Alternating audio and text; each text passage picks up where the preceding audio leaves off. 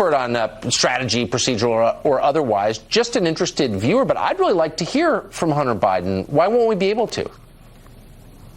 Yeah, well, first off, Tucker, I'll just say from that lead-in, you may not be an expert in strategy, but I don't think Nancy Pelosi is either. I know the left-wing media is always celebrating her, but after what we saw yesterday with those gold embossed pins, I think Nancy is anything but a master strategist here. I agree with that. As for Hunter Biden, if we're going to have any witnesses, I think Hunter Biden would be at the very top of the list of witnesses that the president would want to call.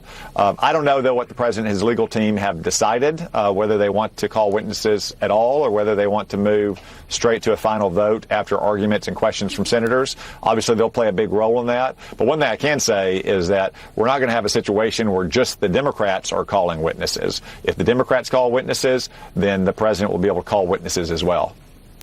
Are there any outstanding, sincere question, any outstanding questions you'd like to see answered? I mean, given, I think you probably agree with me, this whole thing is like ludicrous, but parts of it are kind of interesting. Is there anything you'd like to know?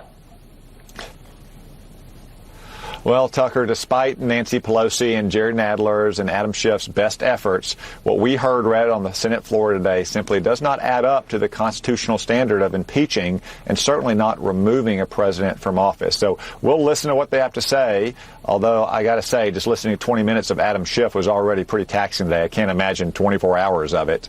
But it's hard to imagine what else they might marshal to support their farcical process that led to this moment coming out of the House. Right. Can you imagine any scenario where the president loses Republicans, any Republicans in the Senate in this trial? I don't know, Tucker. We have to listen to Adam Schiff and Jerry Nadler drone on for so long that we sue for mercy and say we'll do anything to make it end. It's just, you have a couple just say, fine, I'll vote with you if you stop, in other words? No, Tucker, I really can't imagine that scenario. And like I said, I'm not sure the president will even seek witnesses, in a criminal trial, which is not an exact analog to this trial. Right. Oftentimes, the defense doesn't put on any case at all, just says the state's case is too weak. I think the president may very well just say, look, the House put on a very weak case. It was a rushed, slipshod impeachment, and the Senate should just move to the final vote. Last question, super quick. Do you think it's better for the country, for the Republican Party, for the president, to get this over with quick, or to kind of air it all out?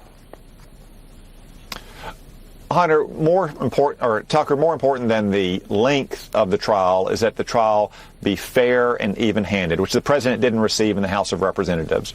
We do not want to set a new political standard, a precedent going forward for the ages that an enraged partisan majority in the House can ram through on a party line vote articles of impeachment and then see a similar process in the Senate.